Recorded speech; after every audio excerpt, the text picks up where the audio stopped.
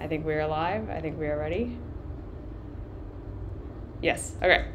Hello, and welcome to today's video, where we're going to be talking about why we can have this persistent feeling, this persistent sense that we aren't living life right, that we aren't doing it perfect, that we aren't who we're supposed to be, that we aren't doing what we should be doing, and that there's this kind of like constant looming feeling that no matter what we achieve, no matter what we become, no matter what we grow into, it's never enough, it's never good enough, there's always a next thing, there's always another thing we should be doing. And then at the same time, feeling this sense that if we don't do what we're doing, what we're trying to do, the steps that we're currently taking, if we're not doing our projects, if we're not doing our steps perfectly, that if we fail, that if we mess up, that if something doesn't go how we thought it was going to go, that we aren't going to get to where we want to go, that we're not going to be able to achieve what we want to achieve, that we're never going to be fulfilled, that we're never going to be good enough. And there can just be all of this tension and all of this fear that kind of just permeates through our lives, generally speaking, that just makes us feel all the time like we're not doing good enough. And like we must be doing something wrong, we must be missing something, something is wrong with us, yeah? And that we're never going to get to where we want to go, and we have this fear that if we don't do things perfectly, and if we don't live life perfectly, and if things don't go perfectly how we thought they were going to go, that this means death for us, or that it means that we're always going to be in pain, or it means that we're never going to be the people we want to be, we're never going to experience the things we want to experience. And there's just this deep fear in us that we're inherently missing something. And this is something that I think, generally speaking, is a very common experience. I think most of us feel, most of the time, like there's something missing in our lives, or like we must be doing something wrong, or like if we don't do things perfectly, that everything is going to fall apart, or that we're never going to get to where we want to go. And I think there can also be this sense of what they call like imposter syndrome in our lives, where we're walking around feeling like we should be able to know what we're doing all the time. Like we should always know what our next steps are going to be, how they're going to work out, where we're going, why we're going there, what our purpose is, what our passions are, how life is going to work out. And then there's this feeling underneath of like not feeling that way, not knowing those things, not having that confidence, and then feeling like there must be something wrong with us that we don't have that, feeling like everyone else seems to know what they're doing. Everyone else seems to look like they have it all figured out.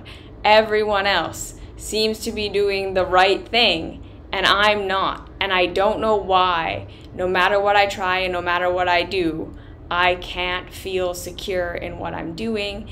And there always seems to be this fear of missing something, of doing what I'm doing wrong, of doing the wrong things. And there's just like this constant fear, yeah? And I've been talking about kind of this underlying fear that we're doing life wrong and that we're missing something in pretty much every video that I've ever made, because I feel like it's one of the main themes that tends to run through our human experience, especially in our culture and in our value system that we currently exist in. And this is what we're going to kind of look at really deeply in this video today, because learning to have compassion for ourselves, for where we are on our life journey, and learning to see life differently, like literally learning how to value our lives in a different way than culture tells us to value our lives, is not easy.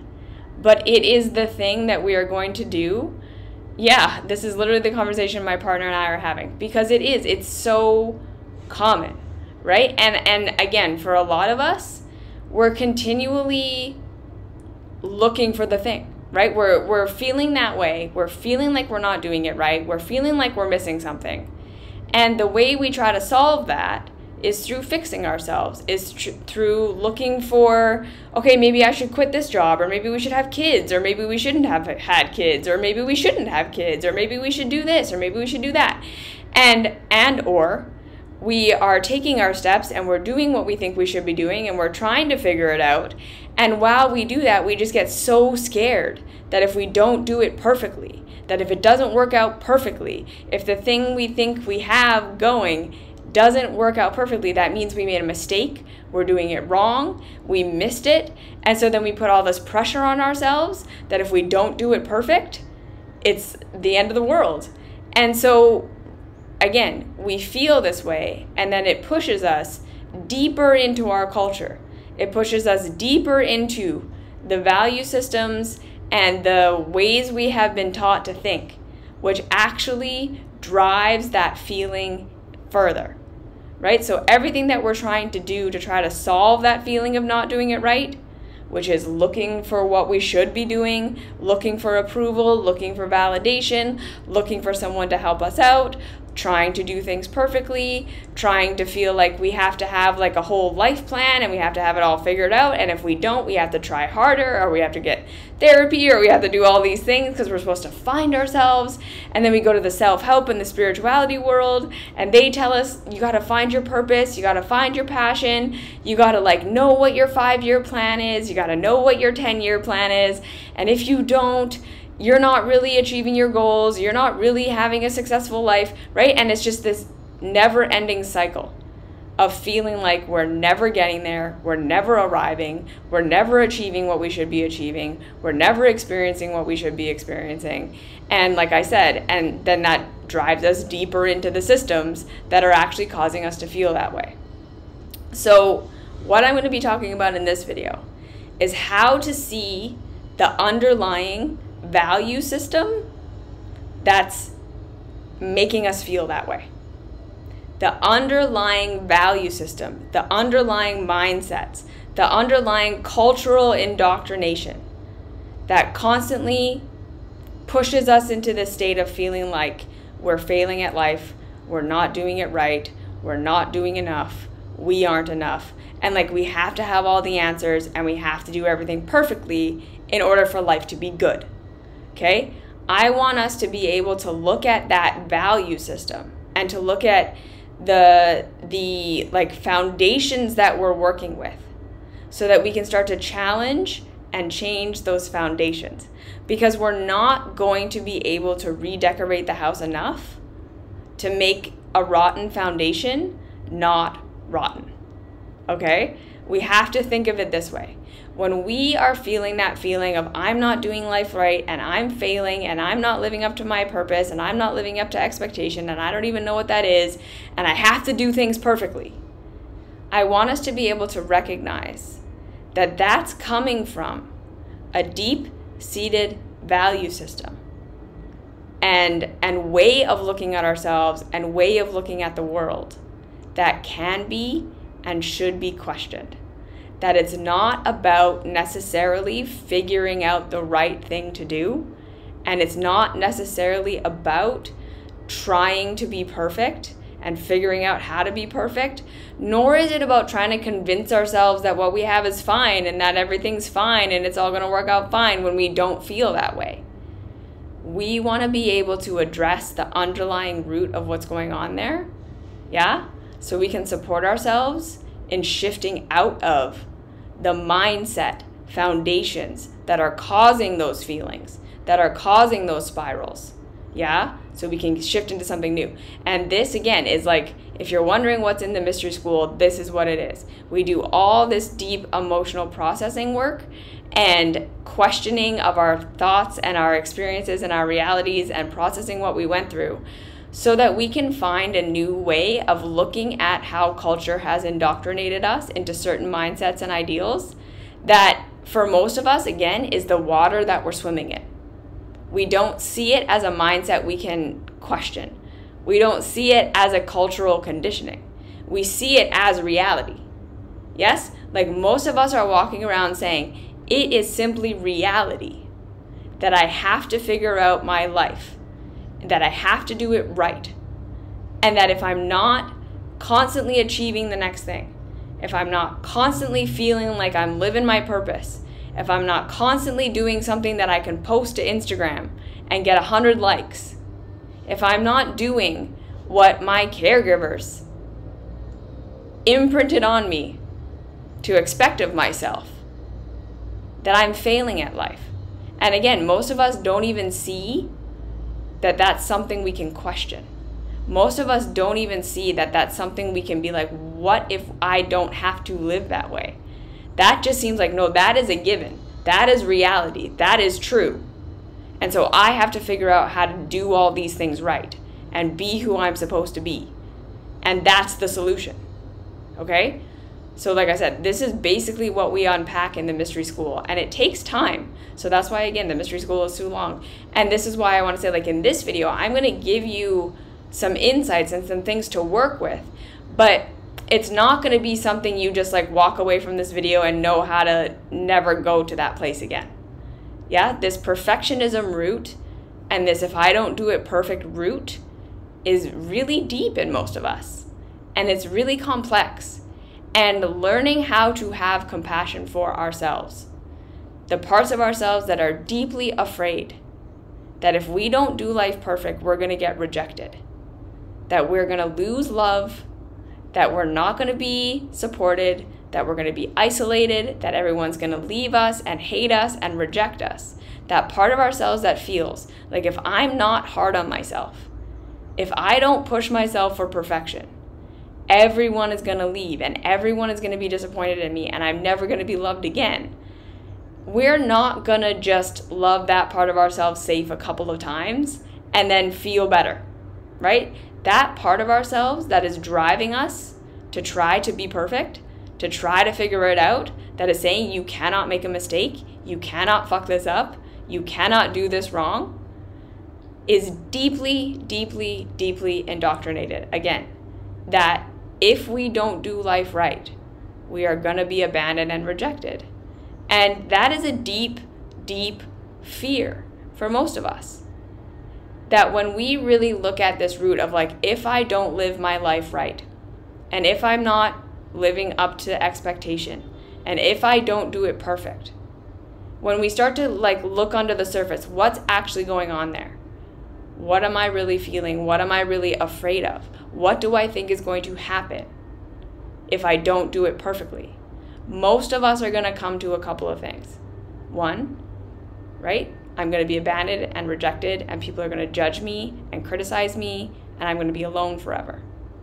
We have a deep fear of rejection and abandonment, and we're trying to be perfect because we're trying to get away from that, right? We're trying to protect ourselves from what we think is going to happen, which is that everyone's going to abandon us and leave us if we're not perfect. And that comes from our purity culture. We have to recognize that we are living in a culture that is completely built around this idea of perfection and purity. That if you are not doing things the right way by cultural standards, that you are a failure. And that failure is like an inherent flaw in you that makes you unworthy of love and makes you unworthy of acceptance and makes you unworthy of even like growth and being able to figure things out as you go. That it's just you're supposed to be perfect, and if you aren't, you're not one of us. And like again, most of us don't realize that we're living in a purity culture. If we're not religious, or if we don't kind of identify with sexual purity in the terms that, you know, religion usually defines it, we think I'm not living in purity culture. But if we have this deep fear that if we're not perfect, and if we don't do everything perfect, and that if we fail or don't know something, that this is a huge flaw, we are living in purity culture. That's what that is. Okay, so there's that.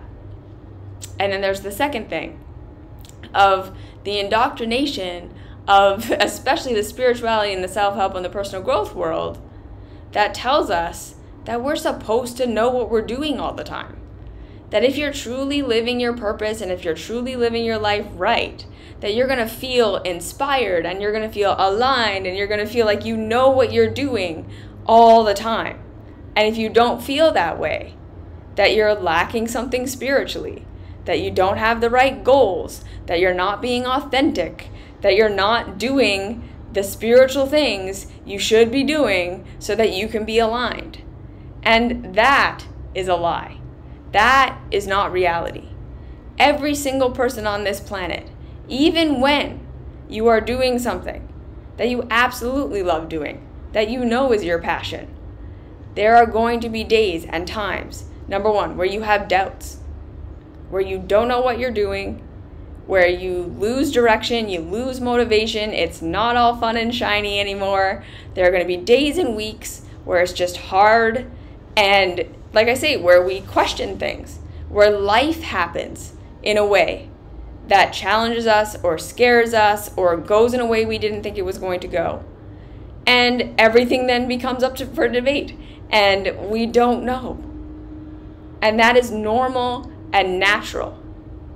And this idea that we are supposed to be able to feel aligned and on purpose, and like, especially the way that our culture defines that, which is you are supposed to have a vocation that is your passion, that also makes you money to a degree that you're like abundant, yeah, and all of your relationships are fully healthy and conscious communication and everything's great and you're healthy in your body all the time and you know how to make perfect decisions and your mental health is stable all the time. Like, this is, again, purity culture masquerading itself as self-help and spirituality, when really it's just denial of the human experience, when really it's just you're supposed to be able to sell every part of yourself to capitalism, right? You're supposed to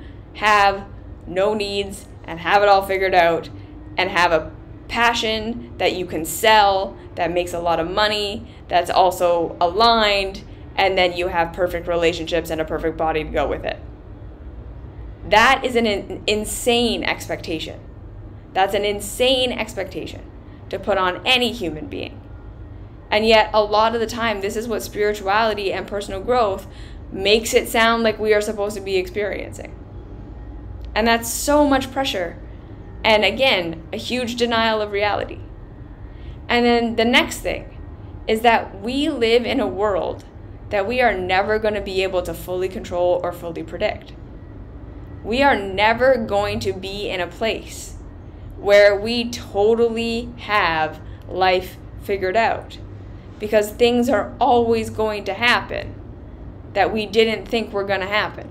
Life is always going to throw a curveball.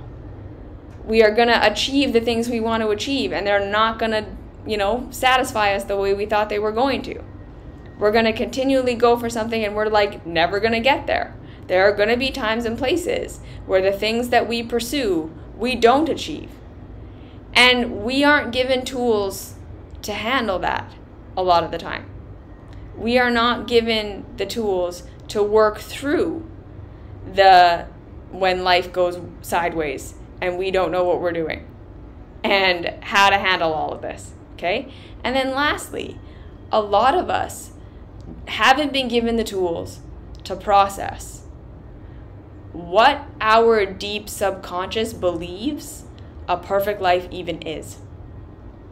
Most of us have this overwhelming underlying sense that we're doing it wrong and we're not there and we're not doing it, because what's really going on is that we got conditioned as children to believe that there's a certain way we're supposed to live life, a specific thing we're supposed to become, some specific things we're supposed to be doing, that we may not even be consciously aware got programmed into us. And then we go out and we live life and we're trying to be our adult self and we're trying to make decisions and we're trying to do all these things without even having an awareness of what the underlying expectation that we think we're supposed to be measuring up to even is. Because a lot of the time, it wasn't explicitly spoken to us that our caregiver said, like, I expect you to become this. I expect you to be this. I expect you to do this, and I expect your life to look like this. Most of our caregivers didn't do that, right? Rather, they modeled a way of living. And we picked up on the things they criticized. We picked up on the things they valued. We picked up on the things that seemed to get their love and approval when we did them, and that seemed to get their rejection when we didn't do them, or to get their rejection when we did do them. We were picking up on all these subtle cues from our caregivers that Martha Beck defines as our generalized other, right? So we have this definition of what right life is supposed to be that was mostly subconscious programming from our caregivers and from childhood about what right and good and it's supposed to be like. And then we have still an underlying expectation that when we're doing life right, what is supposed to happen is that we enter into this experience where all of our needs get met and we have perfect pleasure and we have perfect alignment and no pain and no scariness ever happens again, and we have perfect love and acceptance and validation from the outside. Because as children, that's what we expected was supposed to happen when we were good. Because we have to remember, in our childhoods, we fully and completely depended upon our caregivers to provide everything for us. Their worldview was not a worldview to us. It was reality. And they were the arbiters, right? They were the arbiters of reality. They were controlling, to a degree, our experience.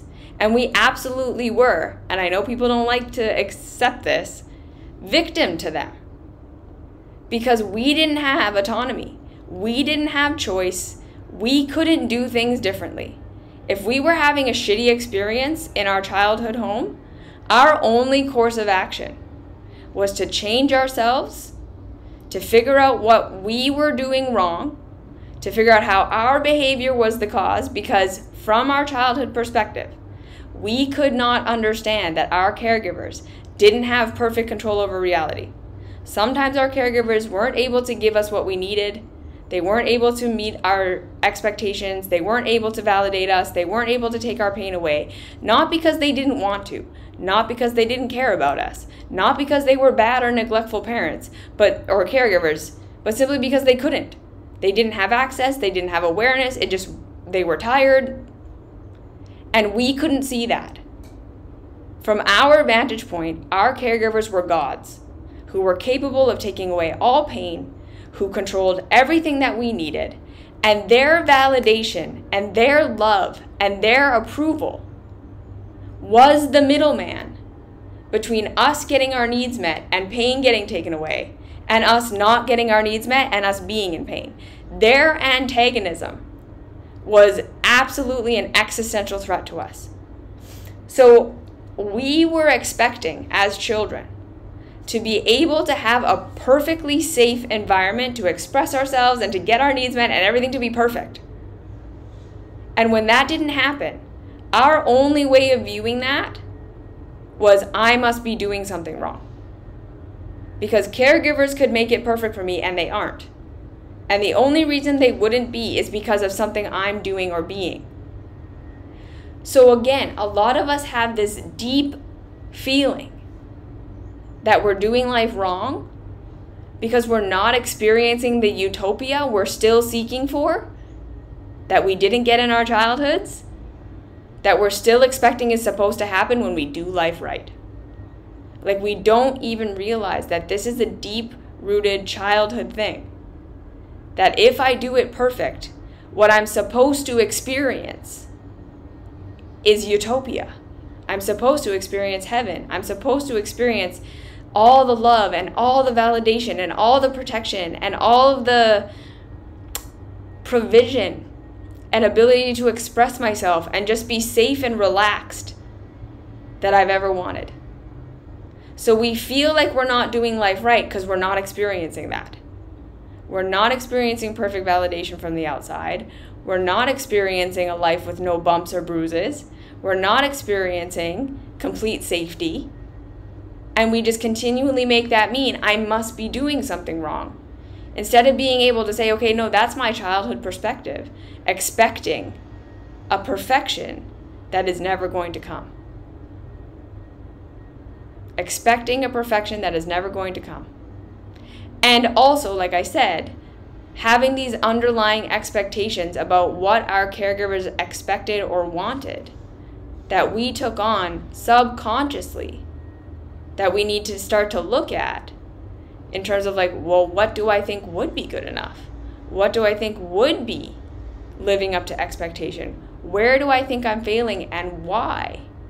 And a lot of us are going to start to look at, oh, like that's what I really believed my caregivers wanted from me. That's what I really believed they thought was the right way to be. And so any amount of us not doing that, even if what we're doing is what we actually want to do and what feels genuine and true and good for us, there's going to be that part of us is like, but you're not doing what you're supposed to be doing to be safe. Because again, we have to remember, we got programmed deep in our bodies that the way that reality works was you live up to the expectation of your caregivers and then they provide for you. So to not live up to their expectation means they're not going to provide for you. You're not going to be safe. And then there's going to be this part of you that's continually saying, life isn't safe because I'm not doing what I should be doing to get my caregiver's approval. You see? And if we don't even know what we're expecting, what we feel like our caregivers are expected of us, we're always going to feel like we're doing it wrong. Do you see what I'm saying? So there's these two kind of things of not getting the perfection we were expecting and constantly thinking and making that mean that we must be doing something wrong, and not realizing the underlying conditioning we have of what we should be doing, that if we're not doing, there's always going to be that part of us that is like, this isn't what your caregivers expected, and therefore you're not going to be okay and you're not going to be safe. Okay, I mentioned to clients and group members that we don't even realize many of our bored hopes, dreams, and all of that. You're so on point conditioning. Yes, exactly. And it usually comes down to, again, these deep subconscious programs we got as children that we're not even aware are there. So part of asking ourselves, why do I feel like I'm not living life right? Why do I constantly feel this drive to change and to do things perfect and that I'm not doing it right? We have to kind of slow down and back up and say, okay, what would living life right actually look like? Can I even define what living life right would be? Because if we're walking around simply knowing that we aren't it, but we have never questioned what it is, what would it actually look like if we got there, if we achieved it, right? That's half the awareness battle. So I want to ask you, if you were to get it right, what do you think that would look like? What would your life look like? What would you be doing? What would you have? What would you not have? How would you be? Who would you be if you got it perfect? Are you able to define that? And for a lot of us, we're not even going to be able to say what it would be. Or it's going to be something very, very vague. It's not going to be like a definable SMART goal. You know, from like coaching a SMART goal, it's going to be like, I am working an important job and I have a good relationship and my body is nice. And it's like, okay, but how do you define any of those things? How would you know you've achieved it? So when you look at what would it mean to live a perfect life, if you were to be doing it right and doing it perfectly, what would that be? What would that look like? Do you know? Second question. What do you think you're going to lose if you never achieve this perfect life? What is the fear? What's the underlying fear? If I said to you, I can guarantee you are never going to get there. You're never going to have that perfect life. What are you afraid is going to happen?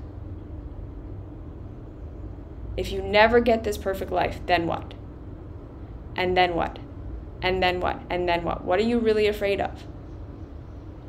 Right? And again, for a lot of us, we're going to come to everyone's going to abandon me and everyone's going to leave me and no one's going to love me and I'm never going to be okay.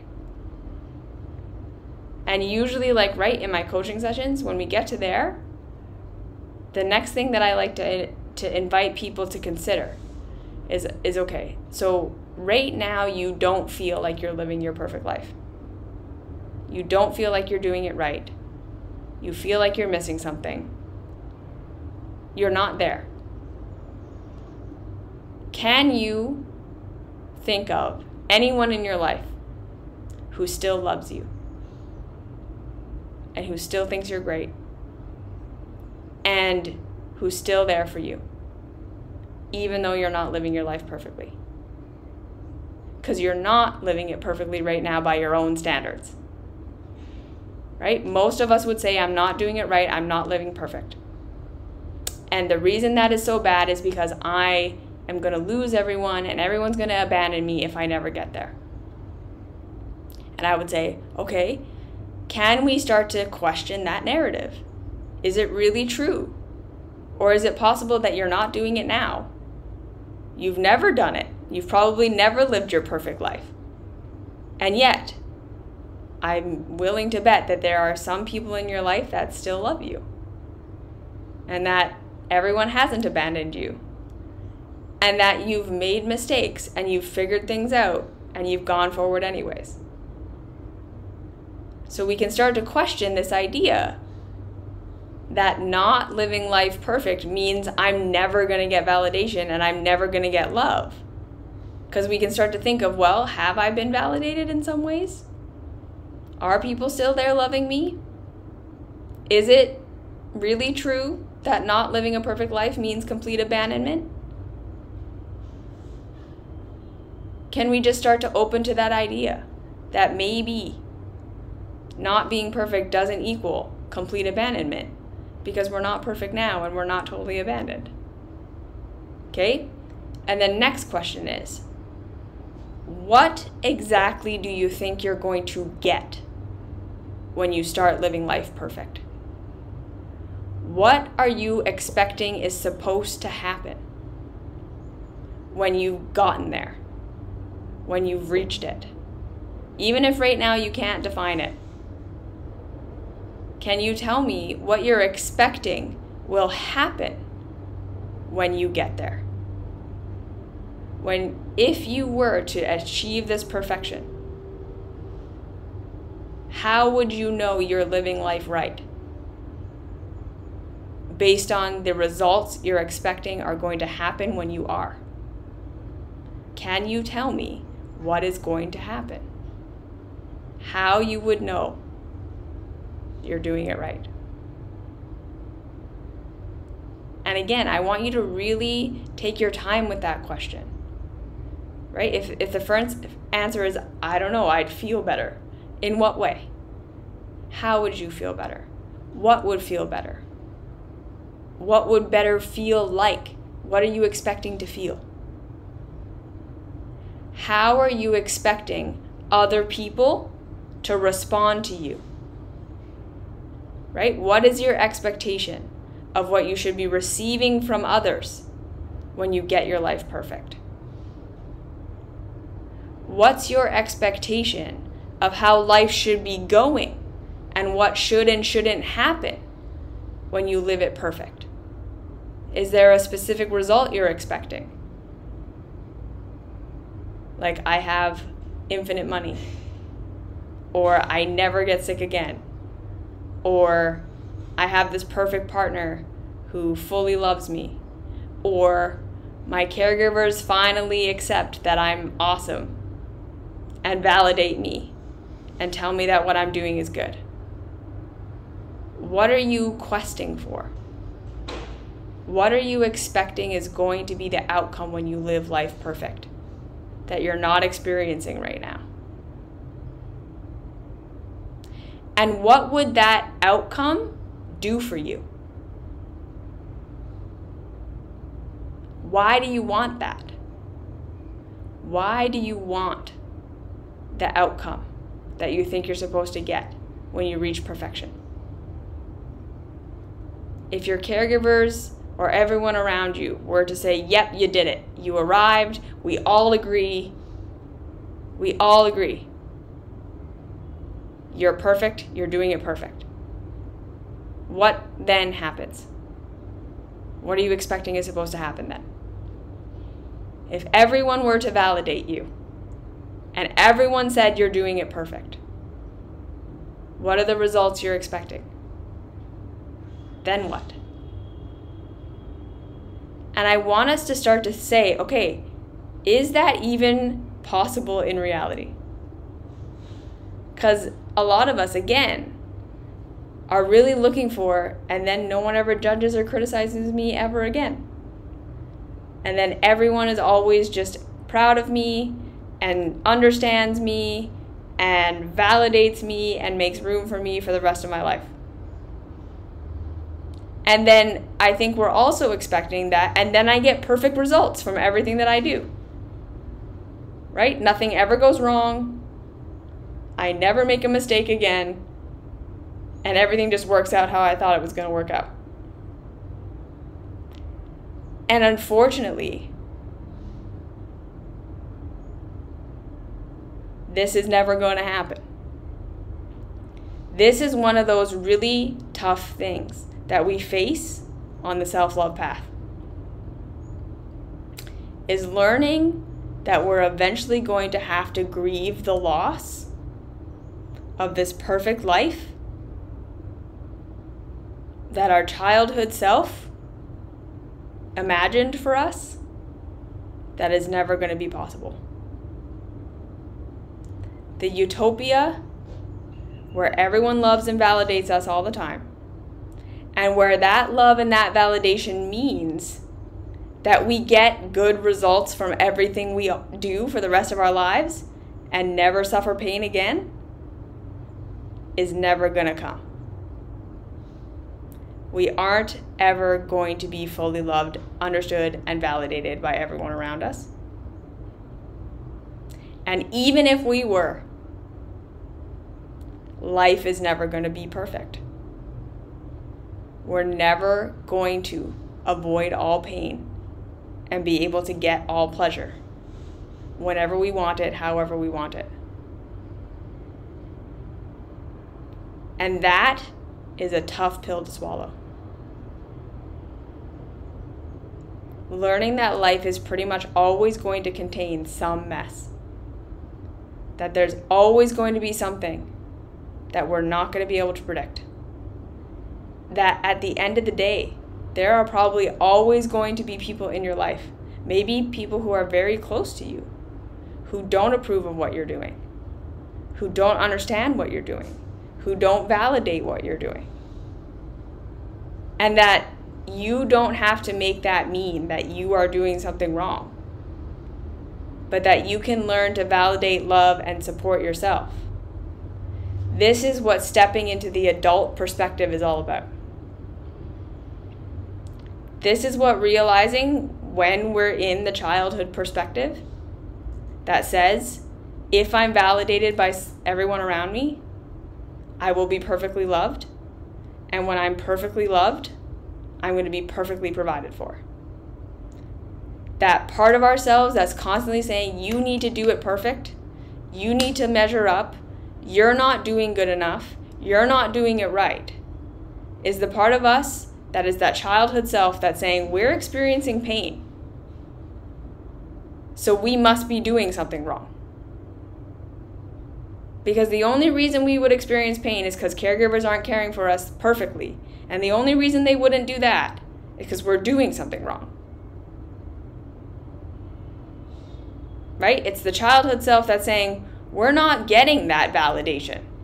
We're not getting that approval. We're not living up to the expectation. So we are not safe.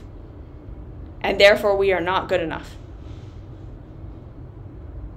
It's recognizing where this is coming from, right? This childhood self. And then, on top of that, culture is reinforcing this idea constantly. Our culture of manufactured discontent that knows that we all feel this way, that knows that we're kind of like stuck in the childhood perspective, and that the systems that we live in aren't necessarily like conscious systems that like it's not like a conscious thing that's like driving because it understands. It's basically just saying our people who advertise to us and those who own the means of production and run the government and run our education systems indoctrinate us to experience a life where we are told over and over and over again that we're not good enough, that we're not achieving enough, that there's always a next thing, there's always better, there's always more. Trends continually change. What is and isn't good enough comes in and out. We live in a classist society.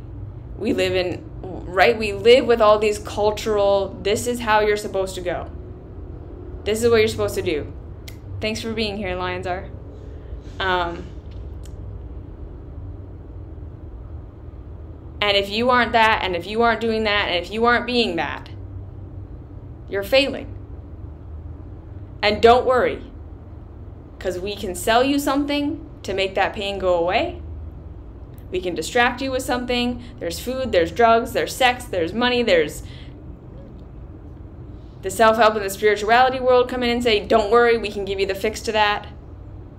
Buy my course, buy my book, do the next thing. You got to transcend, you got to get rid of it, you got to heal, you got to transformation. Or it tells us, you need to produce more. You need to do more. You need to contribute more. And so we're constantly in this loop of consumption and production and consumption and production and consumption and production, trying to scratch this itch that is never going to be able to be scratched. Because the manufactured discontent of our systems has set it up that way. It's constantly telling us we're not enough and we're not there yet and we haven't achieved it. But again, there's never a where we're supposed to be or what we're supposed to land at or what that would be. There's just always the next thing. So we're constantly distracted from doing this deeper work and looking at these questions deeper, because there's always something to do. There's always something out there to distract us. Another thing to achieve, another thing to do, another thing to participate in, another thing to consume, so that we never have to slow down and look at it and feel it and work it through. So the next thing is, I would like to encourage you to look at these two things. Number one, what was the expectation that you received from your caregivers? If you were to be perfect by what you think their standards are, what would that be? What is the expectation that you are subconsciously, usually, not feeling that you're living up to? And this can take some time to unpack and unravel.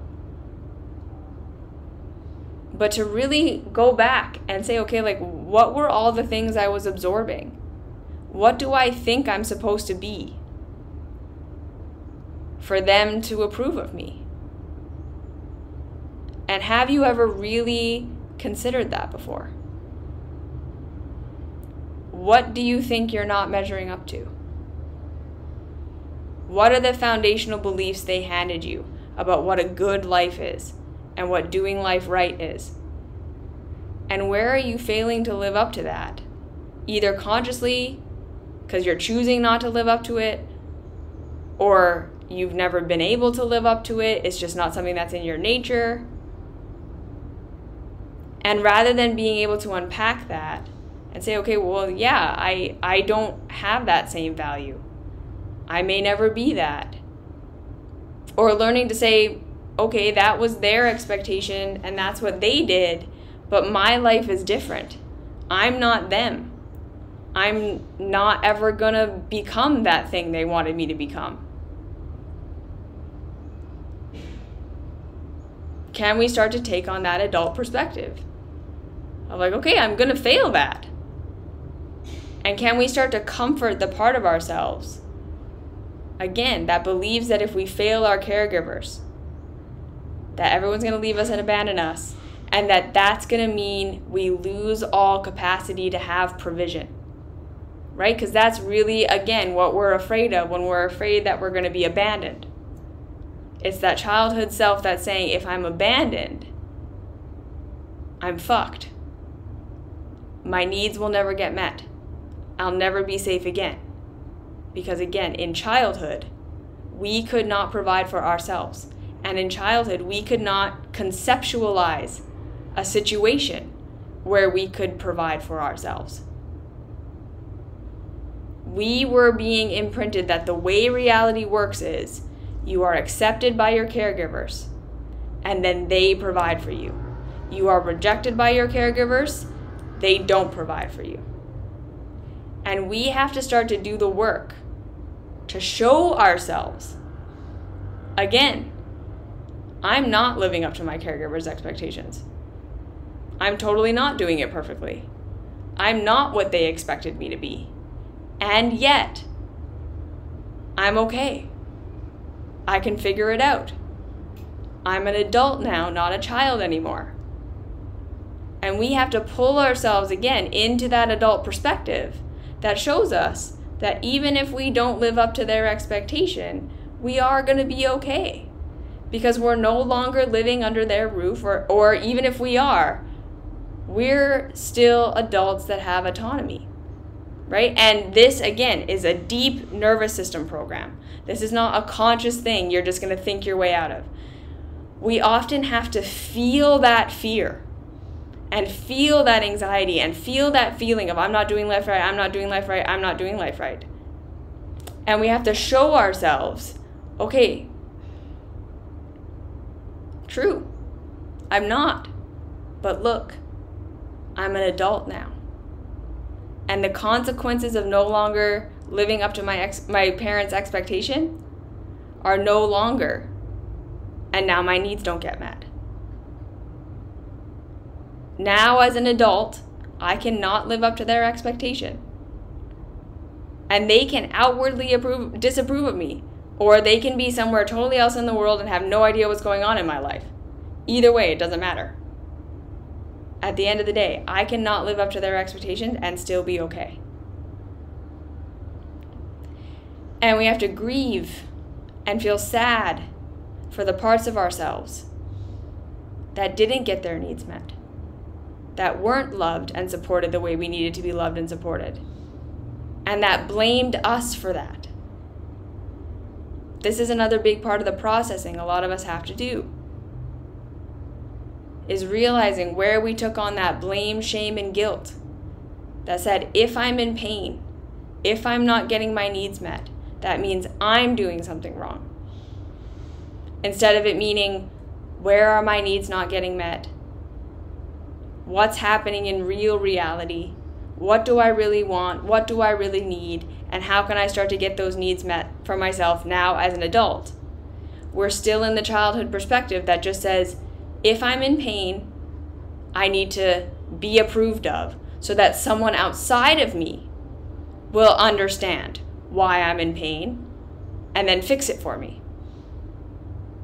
That childhood perspective that says the middleman between me being in pain and me getting out of pain is someone else understanding me, someone else understanding why I'm in pain, meeting my need, and then giving me the freedom from pain. And we then need to start to say, okay, when I start to feel like life is wrong and I'm doing things wrong, is it that I'm just in pain for some reason? I'm not enjoying my experience. Something isn't going how I thought it was supposed to go. I'm not getting a need met. I'm doing something that actually doesn't feel good for me. And I need to realize where the pain is actually coming from. That it's not that I'm doing it wrong and being rejected. It's that I really just don't like this job. I'm in pain because I don't like my job. And no amount of being validated by my caregivers or validated by the people around me is going to fix that. Sometimes the root of that feeling that I'm doing something wrong is that something in our lives doesn't feel good for us. We don't actually feel satisfied, we don't feel safe, we don't feel good in what's really happening. And rather than being able to identify the actual source, we automatically go into, oh, I need to fix myself. I'm being rejected. Because if I wasn't being rejected, this would be solved for me by somebody else. Right? That's the childhood perspective that most of us don't realize we're still operating. That if I'm being perfectly loved, if I'm living up to expectation, that means my perfect caregivers will always understand me, they will always meet my needs, and they will always take my pain away. So then coming into the adult perspective is saying, okay, again, is it really that I'm not doing life right? Or am I just experiencing that, like, I need to have a hard conversation with my partner? Or I need to put up a boundary with my boss? Or something in the way that I'm treating my body isn't working for me? And the thing I really need is to identify the need instead of assuming that the pain that I'm experiencing that I maybe don't even understand is coming from failing to meet expectation. It's really challenging, again, to look at these deeper, what am I actually feeling when I think that I'm failing? What's the actual feeling underneath? So again, is it that I feel like I'm losing validation and that if I don't have that validation, life isn't going to go how I think it's going to go? And then learning to say, okay, well, what's actually happening in real reality? Because if something that I'm doing is actually working, the whole world can invalidate it and it will still be something that works. And if something that I'm doing isn't giving me good results, everyone can validate it and it won't give me good results. Validation isn't the arbiter of reality. Reality is the arbiter of reality. So can we start to look at outcome instead of validation? And then from there, can we start to say, well, what is my actual need? What is my actual want? What am I actually feeling if it's not failure? Right? So this is, like, again, a huge part of the work we do in the mystery school. That shame, blame, and guilt are always lies. So whenever we're feeling like I'm doing it wrong, it's me, I'm failing, I'm not doing it right, I really want to encourage you to look and see, is that actually what I'm feeling? Or am I just feeling unsafe? Or am I getting results in life that aren't what I was expecting? That aren't what I want?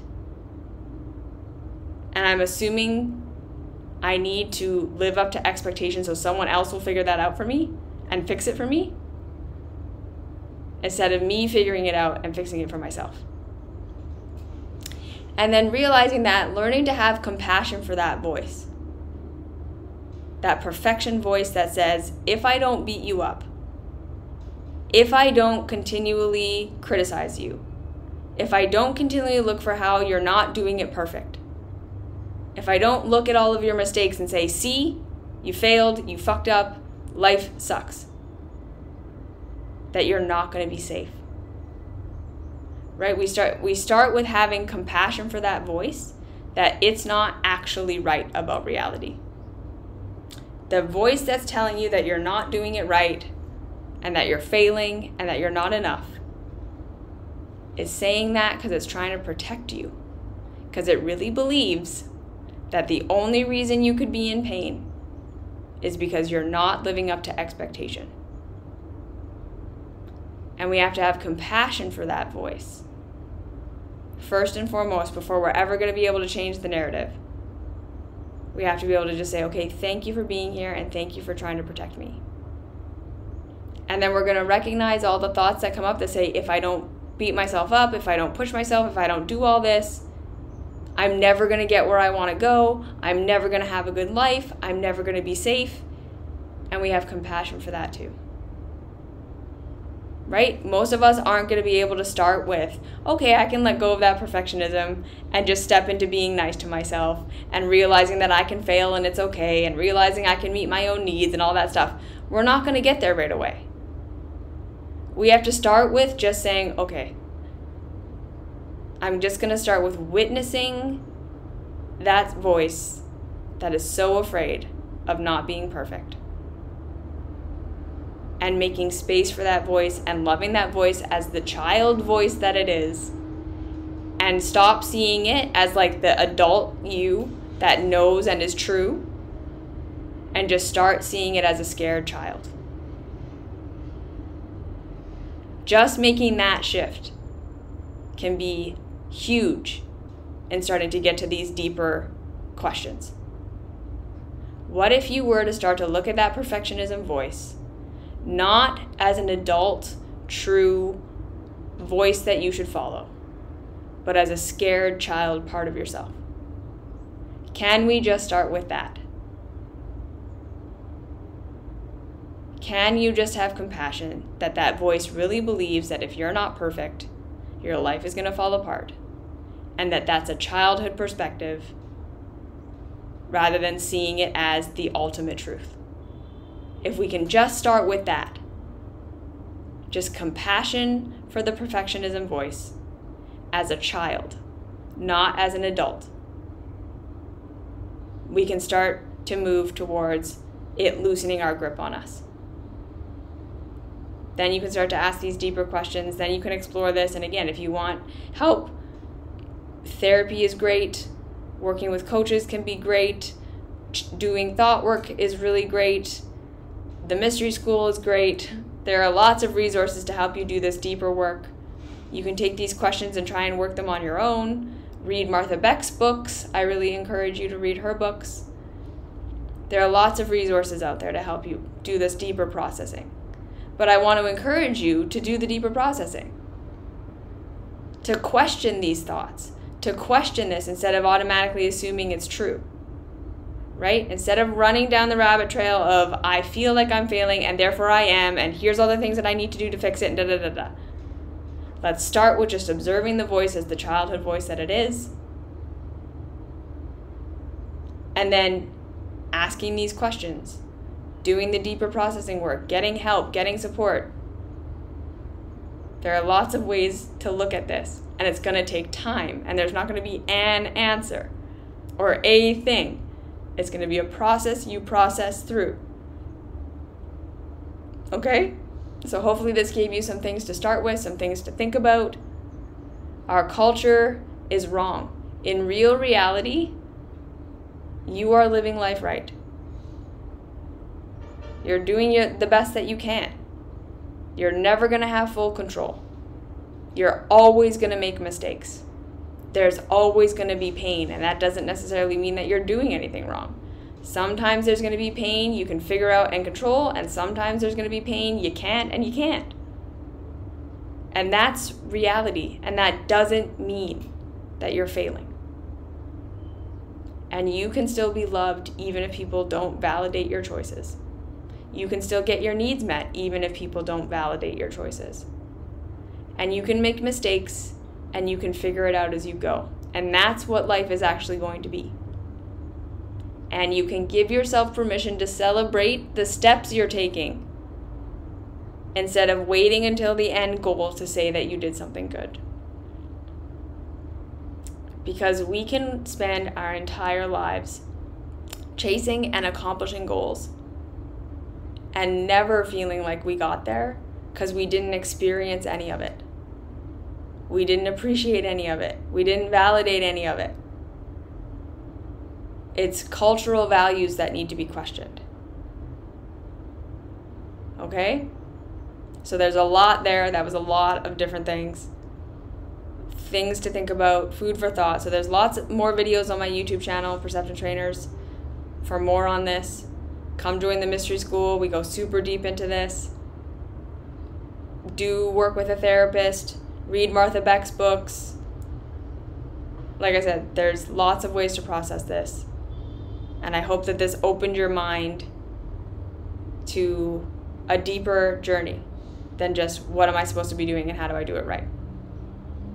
Okay? Okay. So thank you for being here. Thank you for listening. I validate you. One step at a time. You can figure it out. Okay? And I will see you when I see you.